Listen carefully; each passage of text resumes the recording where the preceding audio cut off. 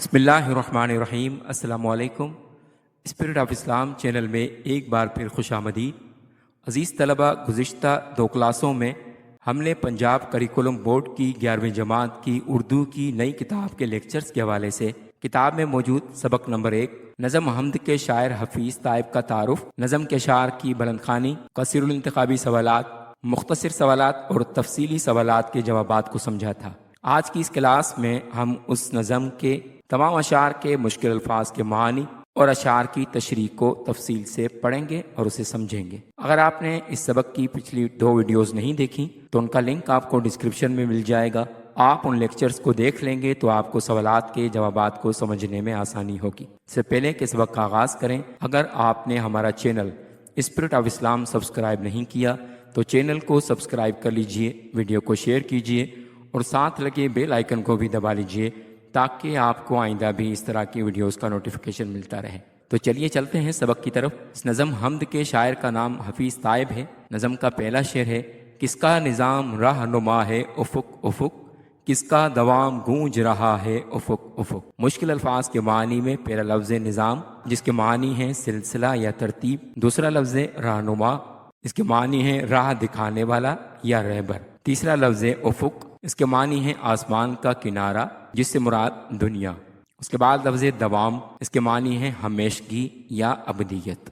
سب سے پہلے اس شعر کا مفہوم کچھ اس طرح سے ہے کہ اللہ تعالیٰ کا وضع کردہ نظام ساری دنیا کی رہنمائی کر رہا ہے اور اس کی ابدیت کا ڈنکا پورے عالم میں بج رہا ہے۔ اس کے بعد اس کی تشریح میں بیان کرتے ہیں کہ حفیظ طائب اردو کے ممتاز اور منفرد شاعر ہیں۔ انہوں نے حمدیہ اور نعتیہ شاعری کو فنی نزاکت اور روحانی لطافت کے ساتھ پیش کیا ہے۔ ان کے ہاں خیالات کی پاکیزگی اور جذبات کی شدت پائی جاتی ہے۔ ان کے انداز بیان میں داخلی سوز اور عقیدت نمایاں ہے۔ ان کی شاعری قاری کے دل میں محبت الہی اور عشق مصطفیٰ کا جذبہ بیدار کرتی ہے۔ تشریح طلب شعر میں شاعر اللہ تعالیٰ کی حمد و ثنا اور اس کی قدرت بیان کرتا ہے۔ شعر کے پہلے مصرع میں شاعر استفہامیہ انداز میں یعنی سوالیہ انداز میں غور و فکر کی دعوت دیتے ہوئے کہتا ہے کہ کون ہے وہ ذات جس کے نظام سے کاروبار جہاں چل رہا ہے؟ یہ کائنات اور اس میں موجود اشیاء کس کی رہبری اور رہنمائی سے چل رہی ہیں؟ چاند کا گھٹنا اور بڑھنا، سورج کا طلوع و غروب، ستاروں کا چمکنا اور سیاروں کی گردش، دن اور رات کا آنا جانا، موسموں کا تبدیل ہونا، ان سب کو کس ہستی نے ایک نظم و ضبط اور قاعدے میں باندھ رکھا ہے؟ انسان غور کرے تو اس نظام کائنات کے پیچھے صرف اللہ تعالیٰ کی ذات کار فرما نظر آتی ہے۔ چنانچہ ارشاد باری تعالیٰ ہے، سورۃ الملک کی آیت نمبر 3 اور 4 کا ترجمہ ہے: وہی ہے جس نے تے بتے 7 آسمان بنائے، رحمان کی تخلیق میں تم کوئی خلل نہ پاؤ گے، پھر پلٹ کر دیکھو کیا کوئی نقص پاتے ہو، پھر بار بار نگاہ دوڑاؤ، تمہاری نگاہ تھک کر تمہارے پاس ناکام لوٹ آئے گی۔ یہ کائنات اسی ہستی کی تخلیق کردہ ہے۔ اسی نے اس کائنات میں ایسی ترتیب و تنظیم رکھی ہے کہ کہیں ذرہ بھر نقص اور اونچ نیچ نظر نہیں آتی۔ ہر چیز اس کے قبضہ قدرت میں ہے اور اسی کی گواہی دے رہی ہے۔ بقول شاعر، نظام آسمانی ہے اسی کی حکمرانی سے، بہار جاودانی ہے اسی کی باغبانی سے۔ حفیظ جالندھری کا یہ شعر ہے: اگر انسان عقل و شعور سے کام لے اور کائنات پر غور کرے تو اللہ کی معرفت حاصل کر سکتا ہے۔ زمین و آسمان میں بکھری ہوئی ہزاروں نشانیاں اس بات کی گواہی دیتی ہیں کہ اس کارخانہ حیات کو چلانے والی کوئی ہستی موجود ہے۔ یہ کائنات خود بخود وجود میں نہیں آ گئی، بلکہ اس کا ایک خالق و مالک ہے جس نے ایک مقصد کے تحت اس کائنات اور اس کی مخلوقات کو پیدا کیا ہے۔ اس کے وضع کردہ نظام کی رہنمائی کے تحت ہی یہ کائنات چل رہی ہے۔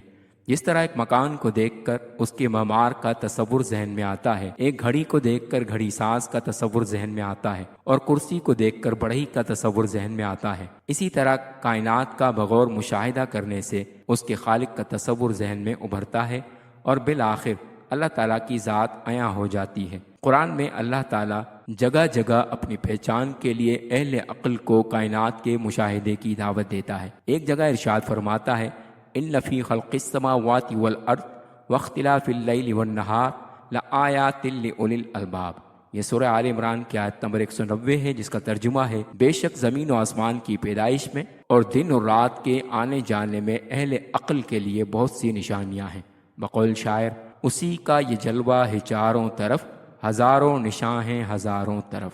امیر مینائی کا یہ شعر ہے۔ تشریح طلب شعر کے پہلے مصرع میں جو سوال اٹھایا گیا تھا، دوسرے مصرع میں اس کا جواب دیا گیا ہے کہ اللہ تعالیٰ کی ذات ہی ہے جسے ہمیشگی اور دوام حاصل ہے۔ اس کی قدرت و حکمت پوری کائنات میں گونج رہی ہے۔ کائنات کی ہر چیز پکار پکار کر اس بات کی گواہی دیتی ہے کہ اس کا خالق و مالک ابدی و ازلی ہے۔ وہ زندہ ہے اور قائم بالذات ہے، ہمیشہ سے ہے اور ہمیشہ رہے گا۔ دنیا اور دنیا کی مخلوقات مرتی اور مٹتی رہتی ہے، جبکہ خدا کی ذات ہر قسم کے تغیر و تبدل سے پاک ہے۔ چنانچہ ارشاد باری تعالیٰ ہے کہ زمین پر موجود ہر شے فانی ہے، صرف تیرے رب کی عزت و جلال والی ذات ہی باقی رہنے والی ہے۔ یہ سورہ رحمان کی آیت نمبر 26 اور 27 میں فرمایا گیا۔ کائنات اور اس میں موجود اشیاء، چاند، سورج، ستارے، موسم، ہوا، بادل، بارش، دریا اور سمندر، ذرے یعنی ایٹم سے لے کر سورج تک، ہر چیز میں ایک نظم و ترتیب کا قائم ہونا کسی زبردست خالق کے ہونے کی گواہی دیتا ہے۔ بقول شاعر ہر ایک شے میں جھلک وہ اپنی ربوبیت کی دکھا رہا ہے، نظام اس کائنات کا جو بحسن و خوبی چلا رہا ہے۔ انسان اپنے وجود پر غور کرے تو عیاں ہوتا ہے کہ اس کا وجود خود ایک حیرت کدا ہے۔ انسان کا دل جو ہر لمحہ دھڑک رہا ہے، اس کا خون جو خاموشی سے گردش میں ہے، اس کا دماغ جو ہر لمحہ خیالات کو گرفت میں لا رہا ہے، گردے جو خون کو آلائشوں سے پاک کر رہے ہیں، پھیپھڑے جو سانسوں میں زندگی اور تازگی بھر رہے ہیں، اس کا ڈی این اے جو پیچیدہ ترین رازوں کو محفوظ کیے ہوئے ہیں، یہ سب ایک ہی صدا بلند کر رہے ہیں کہ کوئی ہے جو خالق ہے، جو حکمت والا ہے، جو علم والا ہے، جو قدرت والا ہے۔ انسان چاہے کسی بھی قوم، قبیلے یا مذہب میں پیدا ہو، اس کے دل میں نیکی اور بدی کا شعور ودیت کیا گیا ہے۔ اس کا ضمیر اسے بتاتا ہے کہ سچائی خیر ہے، جھوٹ شر ہے۔ یہی وہ فطرت ہے جس پر انسان کو پیدا کیا گیا ہے۔ فطرت اللہ التی فطر الناس علیہا، سورۃ الروم کی آیت نمبر 30 میں فرمایا گیا، اس کا ترجمہ ہے اللہ کی وہ فطرت جس پر اس نے انسانوں کو پیدا کیا۔ کائنات میں بکھرا ہر رنگ، ذرات میں جھلکتی ترتیب اور انسان کے نفس کی پکار یہی ہے کہ یہ نظام اسی کا ہے جس کا نور زمین و آسمان میں ضیاء بن کر پھیلا ہے، جس کی حکمت ہر رگ و پے میں رواں ہے۔ صرف وہی ایک ذات ہے جس کا دوام وقت کی حدود سے ماورا ہے۔ شعر فنی محاسن سے بھرپور ہے۔ شعر کی ردیف میں افق افق کے الفاظ صنعت تکرار ہیں، جن سے شعر کا صوتی حسن دوبالا ہو گیا ہے۔ اسی طرح نظام رہنما اور دوام گونج رہا کہ الفاظ بطور کنایہ استعمال ہوئے ہیں۔ شعر کا استفہامیہ انداز غور و فکر پر مائل کرتا ہے اور تجسس کو ابھارتا ہے۔ مصرع ثانی میں مصرع اولیٰ کے سوال کا جواب دیا گیا ہے۔ مصرع اولیٰ کا ہر لفظ مصرع ثانی کے مقابل اور ہم وزن ہے، یہ صنعت سوال و جواب ہے۔ اسی طرح سے شعر نمبر 2 ہے، شان جلال کس کی عیاں ہے جبل جبل، رنگ جمال کس کا جمال ہے افق افق۔ مشکل الفاظ کے معنی میں پہلا لفظ ہے شان جلال، جس کے معنی ہے عظمت و بزرگی۔ دوسرا لفظ ہے عیاں، جس کے معنی ہے ظاہر۔ تیسرا لفظ ہے جبل، جس کے معنی ہے پہاڑ۔ کے بعد لفظ ہے رنگ جمال، جس کے معنی ہے خوبصورتی کا رنگ۔ اس شعر کے مفہوم فرماتے ہیں کہ خدا کی ہیبت اور شان کی عکاسی پہاڑوں سے عیاں ہے اور اس کی خوبصورتی تمام دنیا پر چھائی ہوئی ہے۔ عزیز طلبہ، اس کی تشریح میں جو پہلا پیراگراف ہے، حفیظ طیب اردو کے ممتاز یہاں سے لے کر عشق مصطفیٰ کا جذبہ بیدار کرتی ہے۔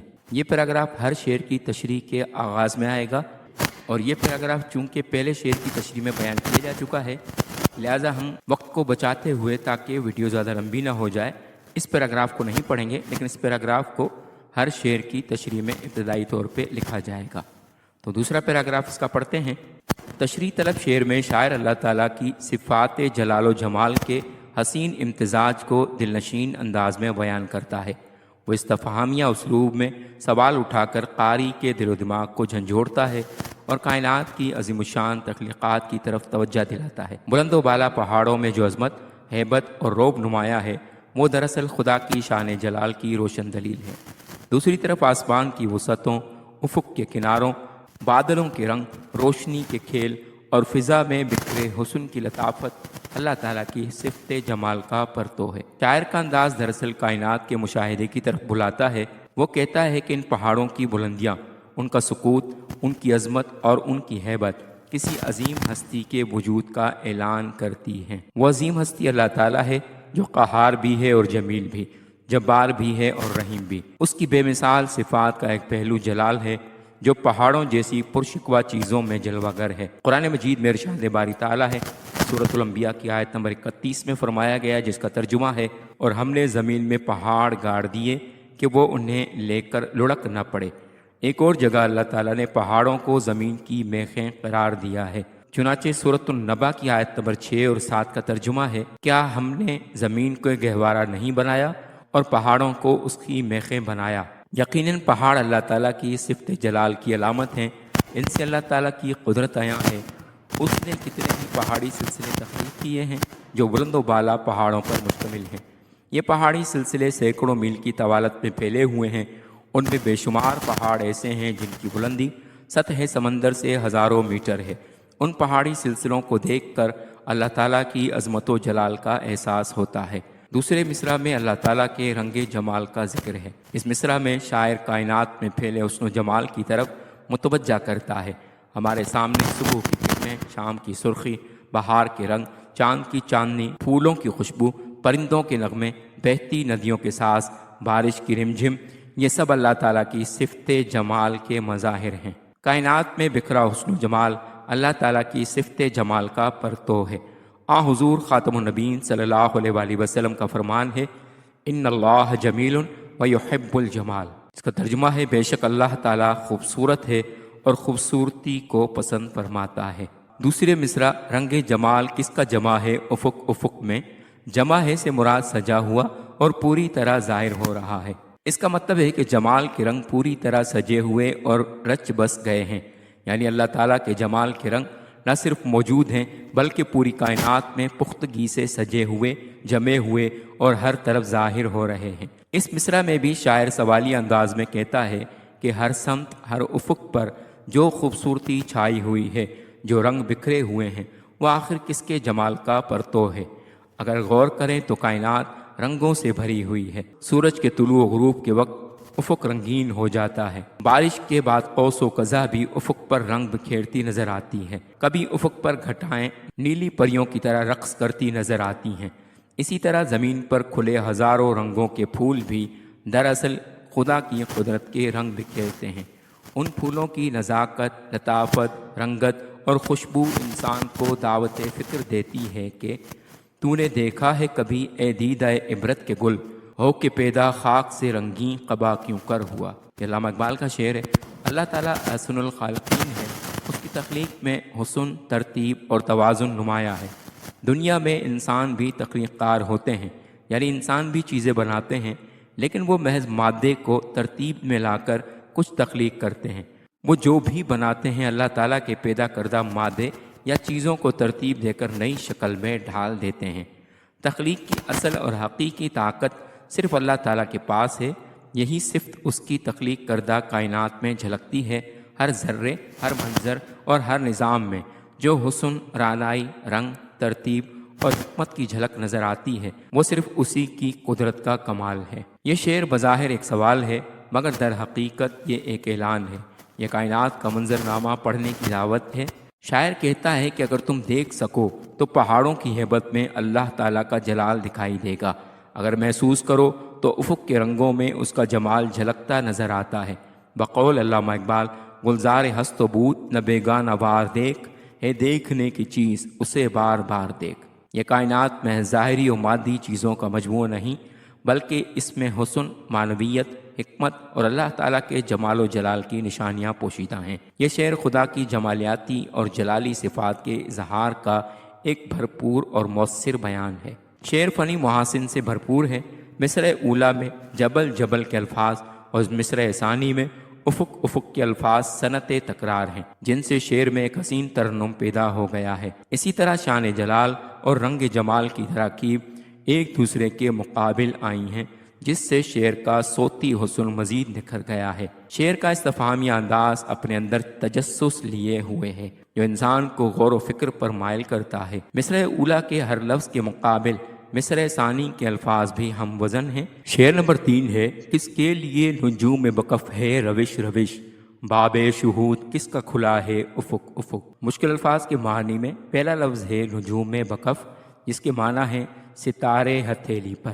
دوسرا لفظ ہے روش روش، جس کے معنی ہے ہر کیاری، جس سے مراد کہکشاں ہیں۔ تیسرا لفظ ہے باب شہود، جس کے معنی ہے گواہی یا شہادت کا دروازہ۔ اس شعر کے مفہوم میں فرماتے ہیں، ہر کہکشاں ہتھیلی پر ستارے لیے ہوئے ہے، گویا تمام دنیا میں ظہور حق کا دروازہ کھلا ہے۔ چلتے ہیں اس کی تشریح کی طرف۔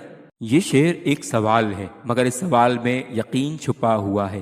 شاعر کائنات کے نظام پر غور کرتا ہے اور حیرت سے پوچھتا ہے کہ یہ ستارے جو آسمان کی وسعتوں میں روشن ہیں، یہ کس کی خاطر روشنی بکھیر رہے ہیں؟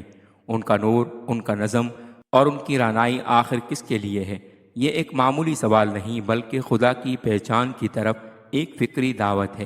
نجوم یعنی ستارے کائنات کے چراغ ہیں۔ ہر روش یعنی راستے میں ان کی موجودگی اس بات کی علامت ہے کہ کسی اعلیٰ ہستی نے انہیں کسی خاص حکمت کے تحت وہاں سجا رکھا ہے۔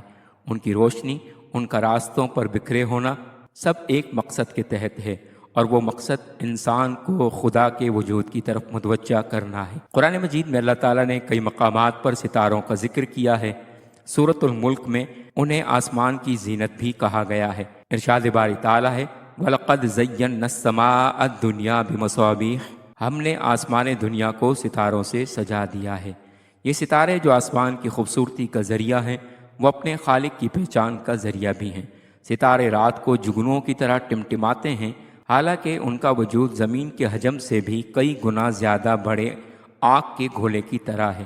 آگ کے اتنے بڑے گولے کس طرح انسانوں کے لیے ایک خوبصورت وجود بن جاتے ہیں، یہ امر انسان کو غور و فکر کی دعوت دیتا ہے۔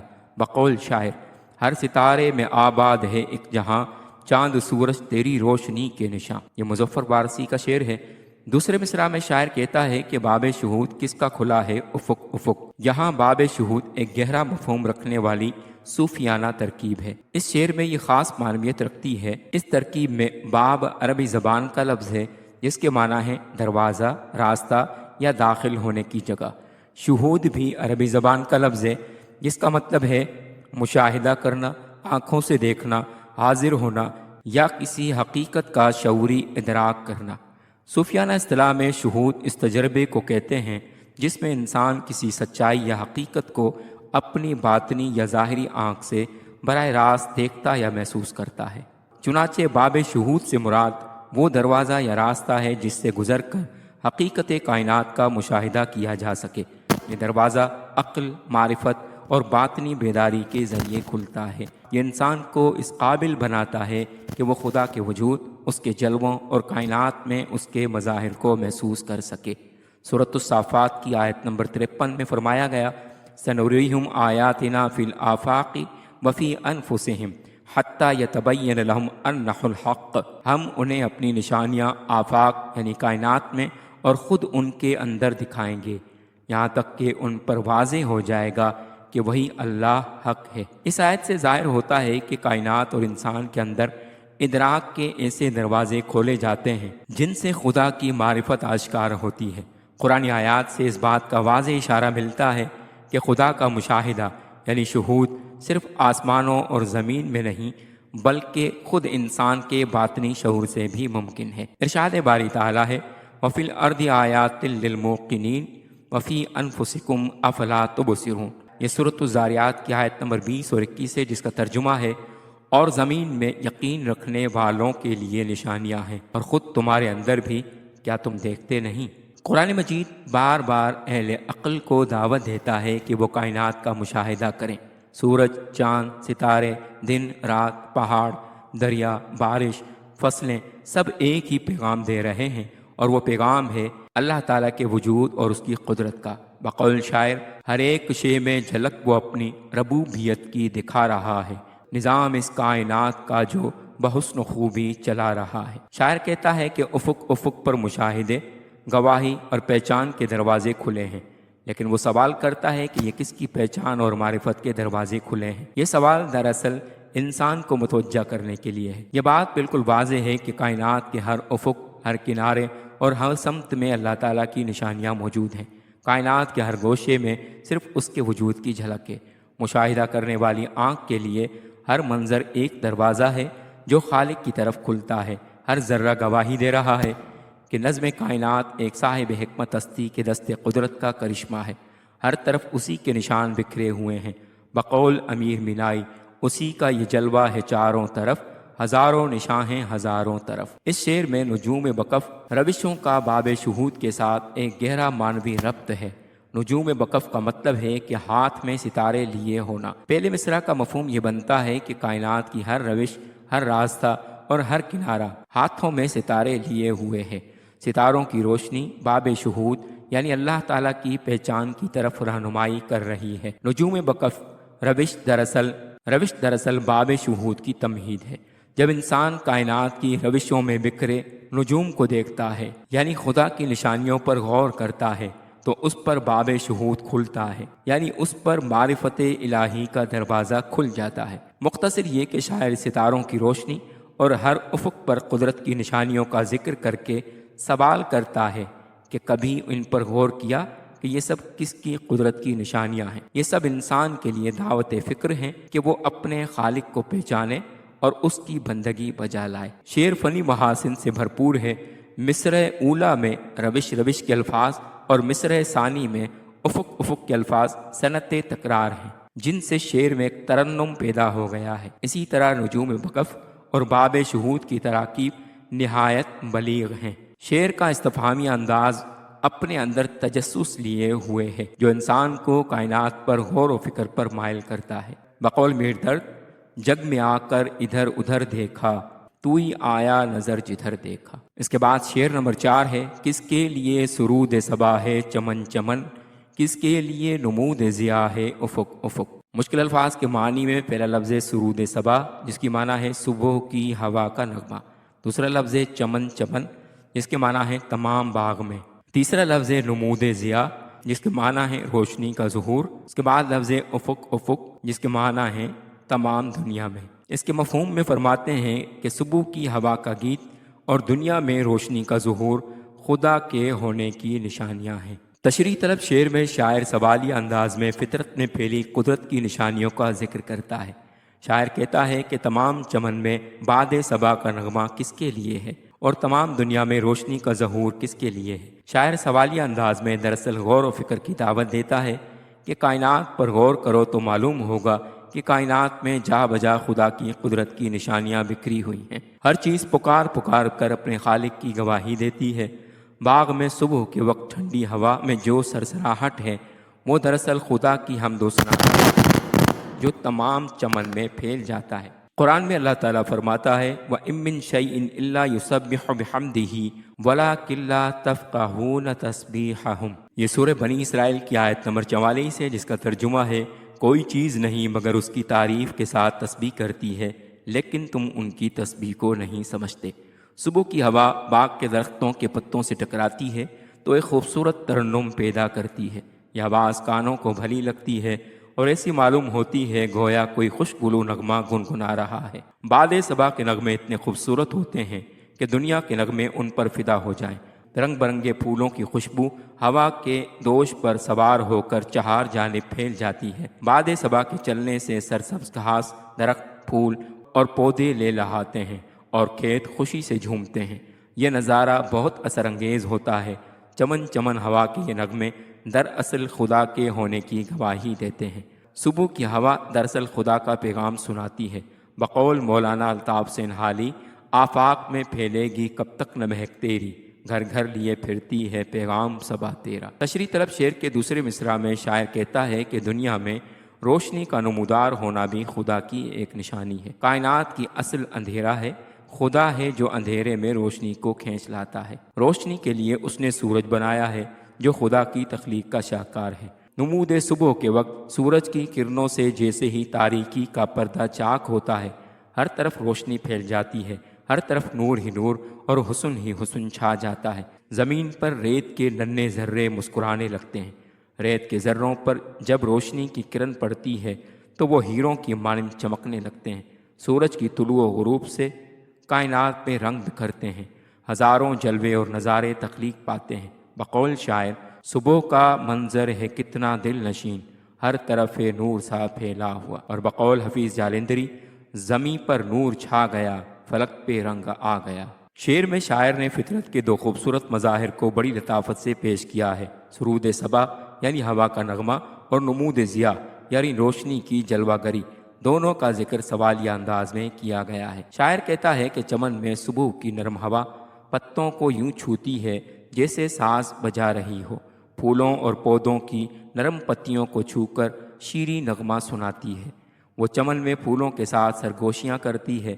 صبا کی سرگوشیاں دل کو سکون اور روح کو مہکا دیتی ہیں، لیکن یہ حسن، یہ نغمگی، یہ سرور آخر کس کے لیے ہے؟ اسی طرح ہر افق پر جو روشنی بکھری ہے، سورج کی کرنیں جو آسمان کو روشن اور چمن کو رنگین کر رہی ہیں، آخر کس کے استقبال کی تیاری میں مصروف ہیں؟ شاعر کا سوال ایک دعوت فکر ہے۔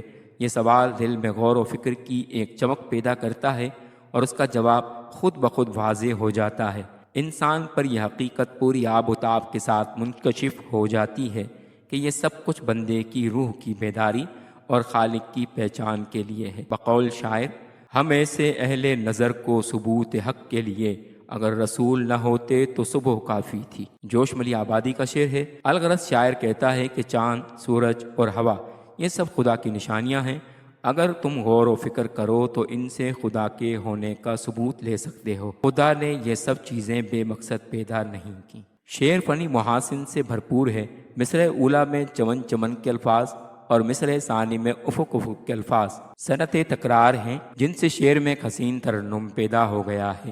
اسی طرح سرود صبا اور نمود ضیاء کی تراکیب ایک دوسرے کے مقابل آتی ہیں، جس سے شعر کا صوتی حسن مزید نکھر گیا ہے۔ شعر کا استفہامی انداز اپنے اندر تجسس لیے ہوئے ہے جو انسان کو غور و فکر پر مائل کرتا ہے۔ شاعر بڑی مہارت سے مصرع اولیٰ کے ہر لفظ کے مقابل مصرع ثانی کے الفاظ لایا ہے جو ہم وزن بھی ہیں۔ اسی طرح پانچواں شعر ہے، مختوم کس کی موج کرم ہے صدف صدف، مرقوم کس کا حرف وفا ہے افق افق۔ مشکل الفاظ کے معانی میں پہلا لفظ مختوم جس کے معنی ہے مخفی یا چھپا ہوا، دوسرا لفظ موج کرم جس کے معنی ہے فضل و رحمت کی لہر، تیسرا لفظ ہے صدف جس کے معنی ہے سیپ جس میں موتی بنتا ہے، اس کے بعد لفظ مرقوم جس کے معنی ہے لکھا ہوا یا رقم کیا گیا، اس کے بعد لفظ حرف وفا جس کے معنی ہے وفا کی بات یا محبت و کرم۔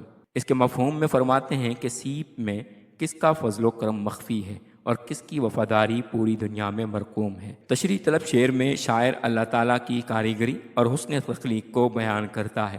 شعر کے پہلے مصرع میں شاعر کہتا ہے کہ اللہ تعالیٰ کی ذات احسن الخالقین ہے، اس کی تخلیق کے بے مثال نمونے تمام کائنات میں جا بجا موجود ہیں۔ اللہ تعالیٰ کی رحمت کا بادل جہان پر برستا ہے تو بارش کے قطرات کھیتوں کو سیراب کر کے سرسبز و شاداب کرتے ہیں اور پھولوں، پھلوں اور اناج کے بننے کا باعث ہیں۔ اسی طرح کئی قطرے سمندر کنارے سیپ میں داخل ہو کر موتی بن جاتے ہیں۔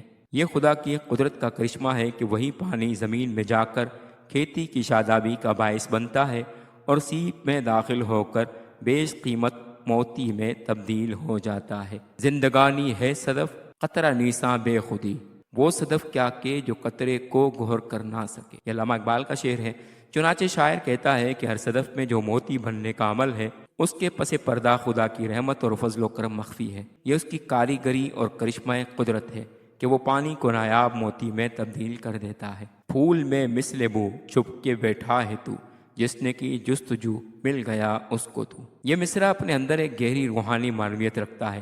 یہاں مختوم یعنی چھپی ہوئی پوشیدہ شے کا ذکر ہے۔ موج کرم سے مراد مسلسل جاری خاموش مہربانی اور رحمت ہے۔ صدف ایک سیپی ہے جو بظاہر ایک عام سی چیز ہے لیکن اس کے اندر ایک نایاب موتی چھپا ہوتا ہے۔ اس نقطے کو یوں بیان کیا جا سکتا ہے کہ ہر صدف میں، ہر ذرے میں اور ہر وجود میں کوئی نہ کوئی عطا اور نعمت ضرور پوشیدہ ہوتی ہے۔ وہ نعمت اللہ تعالیٰ کے کرم کی وہ موج ہے جو ہر شے میں رواں دواں ہے، جو ظاہر کم ہے لیکن باطن میں بہت گہری اور فراواں ہے۔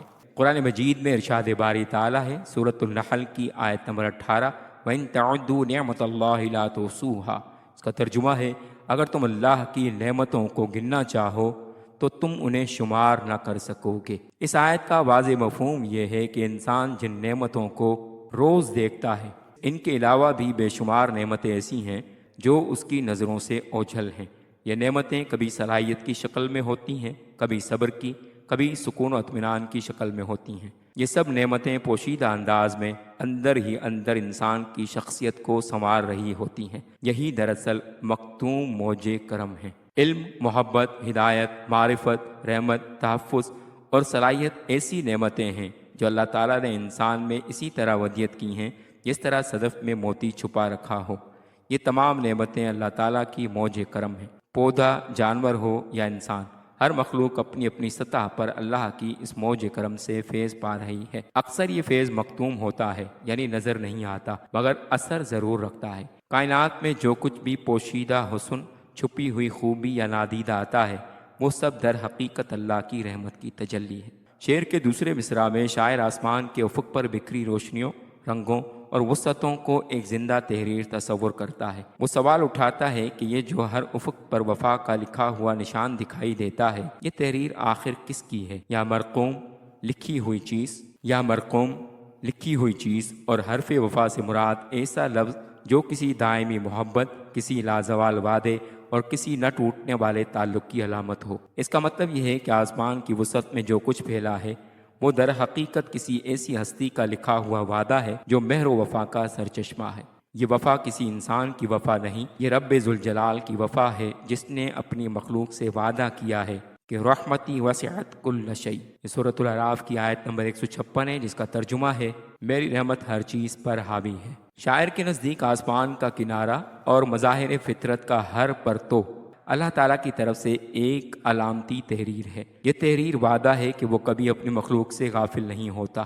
وہ اپنی مخلوق سے نہ کبھی منہ موڑتا ہے، نہ اس کا ساتھ چھوڑتا ہے۔ بقول ظفر علی خان، پہنچتا ہے ہر ایک میں کش کے آگے دور جام اس کا، کسی کو تشنہ لب رکھتا نہیں لطف عام اس کا۔ شاعر کہتا ہے کہ اس کائنات کا پالنہار اور پروردگار خدا ہی ہے۔ کائنات کی ہر شے اسی کے دم سے خوشنما ہے اور پھل پھول رہی ہے۔ وہی تمام کائنات کا نظم و نسق بحسن و خوبی چلا رہا ہے۔ جس طرح ایک مالی اپنے باغ سے وفاداری کرتا ہے اور اس کی دیکھ بھال میں مصروف رہتا ہے، وقت پر پانی دیتا ہے اور اس کی کاٹ چھانٹ کرتا ہے، اسی طرح اللہ تعالیٰ بھی کائنات کی نگہبانی کرتا ہے۔ وہ اس کائنات کا محافظ بھی ہے اور رازق بھی۔ وہ اس دنیا کی گلشن کی تزین و آرائش بھی کرتا ہے۔ اسی کے سہارے یہ نظام احسن طریقے سے چل رہا ہے۔ کائنات کی ایک ایک چیز پر اسی کا نام، اسی کی کاریگری ثبت ہے۔ ہر چیز اس عظیم خالق کی نشانی ہے۔ بقول شاعر، ہر ذرہ ہے اس بات کا شاہد کہ خدا ہے، حیراں ہے مگر عقل کہ وہ کیسا ہے کیا ہے۔ شعر میں صدف صدف اور افق افق کی تکرار سے شعر کا صوتی حسن دوبالا ہو گیا ہے۔ یہ صنعت تکرار ہے۔ شعر کا استفہامیہ انداز اپنے اندر تجسس لیے ہوئے ہے جو انسان کو غور و فکر پر مائل کرتا ہے۔ شاعر بڑی مہارت سے مصرع اولیٰ کے ہر لفظ کے مقابل مصرع ثانی میں ہم وزن الفاظ لایا ہے۔ مکتوم، مرقوم، کس کا، کس کی، موج کرم، حرف وفا، صدف صدف، افق افق، یہ الفاظ نہ صرف ایک دوسرے کے مقابل ہیں بلکہ ہم وزن بھی ہیں۔ اس کے بعد شعر نمبر 6 ہے، کس کی طلب میں اہل محبت ہیں داغ داغ، کس کی ادا سے حشر بپا ہے افق افق۔ اس کے مشکل الفاظ کے معنی میں پہلا لفظ ہے طلب، جس کے معنی ہے چاہت یا محبت۔ دوسرا لفظ ہے اہل محبت، جس کے معنی ہے محبت کرنے والے۔ تیسرا لفظ ہے داغ داغ، جس کے معنی ہے زخم زخم۔ اس کے بعد لفظ ہے ادا، جس کے معنی ہے ناز یا شان۔ اس کے بعد لفظ ہے حشر بپا، جس کے معنی ہے حشر کا قائم ہونا۔ اس کے مفہوم میں فرماتے ہیں کہ اہل محبت خدا کی چاہت میں بے قرار ہیں اور اسی کی اداؤں سے دنیا میں حشر بپا ہے۔ تشریح طلب شعر میں شاعر ان لوگوں کی بات کرتا ہے جن کے دل عشق سے بھرے ہوئے ہیں، جو محبت کرنے والے سچے عاشق ہیں۔ وہ کسی ایسی ہستی کی تلاش میں ہیں جس نے ان کے دلوں کو تڑپا رکھا ہے، جس کی طلب نے ان کے دلوں کو زخموں سے چور کر دیا ہے۔ وہ دلوں میں دکھ اور فراق کے داغ لیے پھرتے ہیں۔ شاعر کہتا ہے کہ وہ کون ہے جس کے حسن، جلال یا ادا کی جھلک سے دنیا میں ہلچل مچ گئی ہے؟ وہ کون ہے جس کے جلووں نے افق کو روشن کر دیا ہے؟ وہ کون ہے جس کی اداؤں نے ایک حشر بپا کر رکھا ہے؟ یقیناً وہ ذات اللہ تعالیٰ کی ہے۔ اللہ تعالیٰ ہی وہ ذات ہے جس کی ایک جھلک، ایک تجلی کائنات کے لیے ایک حشر کی مانند ہے۔ اسی کے عشق میں اہل محبت سرگرداں ہیں۔ انہی کے بارے میں قرآن مجید میں خدا کا فرمان ہے والذین آمنوا اشد حبا للہ۔ یہ سورۃ البقرہ کی آیت نمبر 165 ہے، جس کا ترجمہ ہے اور جو اہل ایمان ہیں وہ اللہ سے شدید محبت کرتے ہیں۔ خدا کے یہ سچے عاشق خدا کی محبت میں تلواروں سے کٹ جاتے ہیں، نیزوں میں پرو دیے جاتے ہیں، بے خوف و خطر آگ میں کود پڑتے ہیں۔ یہ کبھی گرم ریت پر احد احد کی صدائیں بلند کرتے نظر آتے ہیں، کبھی تختہ دار پر کلمہ حق بلند کرتے نظر آتے ہیں، کبھی خدا کی محبت میں اہل و عیال، مال و منال، رشتہ و پیوند اور وطن عزیز ہر چیز چھوڑ دیتے ہیں۔ بقول شاعر سلام ان پر تہ تیغ بھی جنہوں نے کہا جو تیرا حکم جو تیری رضا جو تو چاہے۔ یہ مجید امجد کا شعر ہے۔ الغرض خدا کے عاشق خدا کی محبت میں ہر تکلیف گوارا کرنے کو تیار رہتے ہیں۔ وہ جان کی بازی لگانے کے لیے ہمہ وقت بے قرار رہتے ہیں۔ ان کا دل خدا کی محبت کی شدت میں داغ داغ یعنی بے قرار ہوتا ہے۔ بقول علامہ اقبال کبھی اے حقیقت منتظر نظر آ لباس مجاز میں کہ ہزاروں سجدے تڑپ رہے ہیں میری جبین نیاز میں۔ تشریح طلب شعر کے دوسرے مصرع میں شاعر کہتا ہے کہ کس کی اداؤں سے پوری دنیا میں ایک حشر بپا ہے۔ اداؤں سے مراد اللہ تعالیٰ کی خوبصورت صفات ہیں جو پوری کائنات میں پھیلی نظر آتی ہیں۔ ہر چیز میں اس کی صفت جمال کی جھلک نظر آتی ہے۔ اس کے حسن کے جلوے افق افق پھیلے ہوئے ہیں۔ خدا سے محبت کرنے والے جب کائنات کے ذرے ذرے میں محبوب حقیقی کے حسن و جمال کے جلوے دیکھتے ہیں تو خدا کی محبت میں اور زیادہ بے قرار ہو جاتے ہیں۔ جس طرح دنیاوی عاشق محبوب کی اداؤں کو دیکھ کر بے قرار و بےتاب ہو جاتے ہیں، اسی طرح خدا کے عاشق کائنات کی کسی بھی چیز کو دیکھتے ہیں تو اس میں انہیں محبوب حقیقی کے جلوے، اس کا جمال اور اس کی ادائیں نظر آتی ہیں۔ سمندروں، پہاڑوں اور دریاؤں میں اس کا جلال نظر آتا ہے، خوبصورت پھولوں اور سرسبز وادیوں میں اس کا جمال نظر آتا ہے، چاند، سورج اور ستاروں میں اس کی قدرت کے کرشمے نظر آتے ہیں۔ الغرض پوری کائنات میں اس کے جلووں کا حشر بپا ہے، جیسا کہ ارشاد باری تعالیٰ ہے کل یوم هو فی شأن۔ سورہ رحمان کی آیت نمبر 29 ہے، جس کا ترجمہ ہے ہر روز اس کی شان جدا ہے۔ ہر روز خدا کی ادا اور اس کی شان نرالی ہوتی ہے۔ ہر شے میں خدا کی جلوہ گری اور اس کی صفات و تجلیات کا اظہار ہے۔ ہر زمانے، ہر دور، ہر روز اور ہر وقت خدا ایک نئے انداز اور ایک نئی صورت میں جلوہ گر ہوتا ہے۔ وہ محتاج کو غنی کرتا ہے، ٹوٹے دلوں کو جوڑتا ہے، کسی کو عطا کرتا ہے، کسی کو محروم کرتا ہے۔ وہ موت دیتا ہے، وہ زندگی دیتا ہے، کسی کو پست کرتا ہے، کسی کو بلند کرتا ہے۔ الغرض ایک حشر اصغر کا سا سما ہوتا ہے۔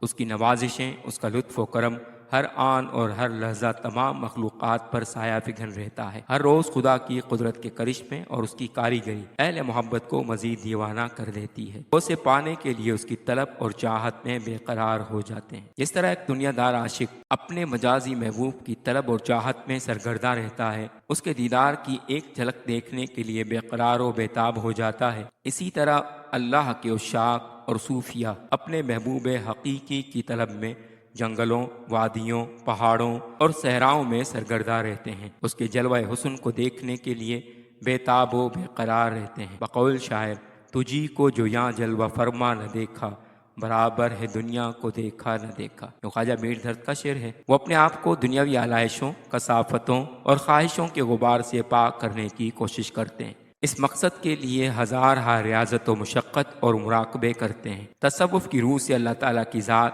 کل ہے اور انسان جز ہے۔ جز ہمیشہ اپنے کل سے ملنے کے لیے اسی طرح بے قرار رہتا ہے جس طرح مچھلی پانی کے لیے تڑپتی ہے۔ یہی وجہ ہے کہ اللہ کے عاشق اللہ سے ملاقات اور اس کے دیدار کے لیے ہمیشہ بے قرار و بےتاب رہتے ہیں۔ سر طور ہو، سر حشر ہو، ہمیں انتظار قبول ہے، وہ کبھی ملے وہ کہیں ملے، وہ کبھی صحیح وہ کہیں صحیح۔ یہ پیر نصیر الدین نصیر کا شعر ہے۔ شعر میں داغ داغ اور افق افق کی تکرار سے شعر کا صوتی حسن دوبالا ہو گیا ہے۔ یہ صنعت تکرار کا خوبصورت استعمال ہے۔ شعر کا استفہامی انداز اپنے اندر تجسس لیے ہوئے ہے جو انسان کو غور و فکر پر مائل کرتا ہے۔ اس کے بعد 7واں شعر ہے سوزاں ہے کس کی یاد میں تائب نفس نفس، فرقت میں کس کی شعلہ نوا ہے افق افق۔ مشکل الفاظ کے معنی میں پہلا لفظ سوزاں، جس کے معنی ہے بے قرار، تڑپنا یا جلنا۔ اس کے بعد ہے نفس نفس، جس کے معنی ہے ہر سانس یا ہر لمحہ۔ اس کے بعد لفظ فرقت، جس کے معنی ہے جدائی یا ہجر۔ اس کے بعد لفظ شعلہ نوا، جس کے معنی ہیں آتش بیانی۔ اس کے مفہوم میں فرماتے ہیں تائب ہر سانس خدا کی یاد میں جل رہی ہے اور اسی کے فراق میں پوری کائنات تڑپ رہی ہے۔ اس شعر میں شاعر ایک ایسے عاشق کی کیفیت بیان کرتا ہے جس کا سینہ عشق الہی کی آگ سے لبریز، وہ آگ عاشق کے باطن کو لمحہ بلمحہ جلا کر کندن بناتی ہے۔ اس شعر میں جذب محبت کی وہ کیفیت بیان ہوئی ہے جو محض سوچ یا خیال نہیں بلکہ ایک مسلسل سوز ہے۔ یہ ایک ایسا تجربہ ہے جو ہر سانس کو رب کی یاد میں دہکا رہا ہے۔ افق افق پھیلی یہ شعلہ نوائی دراصل فرقت کی آگ ہے جو روح میں بےتابیاں جگاتی۔ شاعر کی ہر سانس، ہر لفظ اور ہر نگاہ جدائی کی اسی آگ سے روشن ہے۔ تشریح طلب شعر میں شاعر سوالیہ انداز میں خدا سے اپنی محبت بیان کرتا ہے۔ شعر کے پہلے مصرع میں شاعر کہتا ہے کہ کس کی یاد میں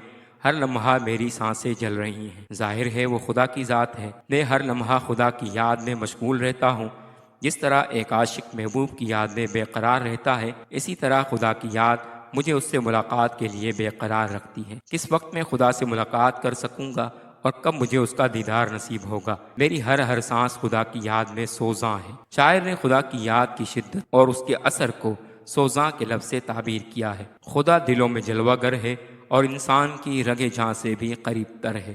وہ ہر سانس کے ساتھ موجود ہے اور اسے بے قرار رکھتا ہے۔ بقول شاعر، ہر ایک سانس سے آواز آ رہی ہے تیری، میرا دھڑکتا ہوا دل پیام تیرا ہے۔ تشریح طلب شعر میں شاعر ایک آفاقی نوعیت کا سوال اٹھاتا ہے۔ وہ عشق الہی کی شدت اور فراق محبوب کی تپش بیان کرتے ہوئے کہتا ہے کہ آخر وہ کون ہے جس کی یاد میں سینہ جل رہا ہے؟ کس کی یاد نے ہر سانس کو سوز میں بدل دیا ہے؟ کس کی جدائی نے ہر نفس کو ایک انگارے کی صورت عطا کر دی ہے؟ یہاں نفس سے مراد صرف انسانی سانسیں نہیں بلکہ پوری کائنات کے ہر ذرے کی کیفیت ہے۔ ہر شے کسی کی یاد میں جھلس رہی ہے، ہر وجود کسی کی جدائی کو محسوس کر رہا ہے۔ شاعر پوچھتا ہے کہ وہ کون ہے جس کی فرقت نے پوری کائنات کو شعلہ نوا بنا دیا ہے۔ شعلہ نوا ایک نہایت بلیغ علامت ہے۔ یہ صرف جلنے اور تڑپنے کی کیفیت نہیں بلکہ جدائی کی شدت اور الم کی حدت کا بیان ہے۔ ایسا لگتا ہے جیسے آسمان کے کنارے اور زمین کے گوشے جدائی کے شعلوں میں جل رہے ہیں۔ یہاں افق کا پھیلاؤ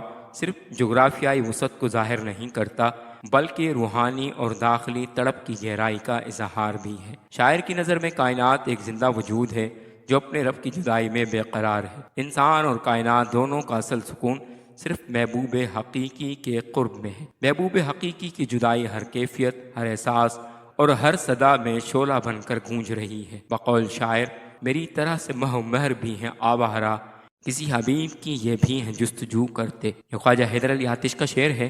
یہ شعر محبت الہی کی شدت کو ظاہر کرتا ہے۔ شاعر کا دل محبت الہی میں تڑپ رہا ہے۔ وہ محسوس کرتا ہے کہ صرف اسی کا دل بے چین اور بے قرار نہیں بلکہ پوری کائنات اس جذبے میں شریک ہے۔ خدا سے جدائی کا یہ غم اور اس سے ملاقات کے لیے گرم جوشی کائنات کے ذرے ذرے میں پائی جاتی ہے۔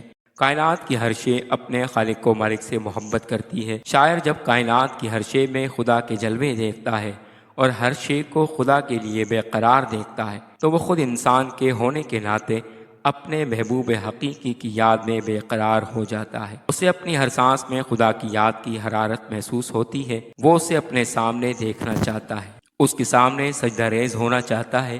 بقول علامہ اقبال، کبھی اے حقیقت منتظر نظر آ لباس مجاز میں کہ ہزاروں سجدے تڑپ رہے ہیں میری جبین نیاز میں۔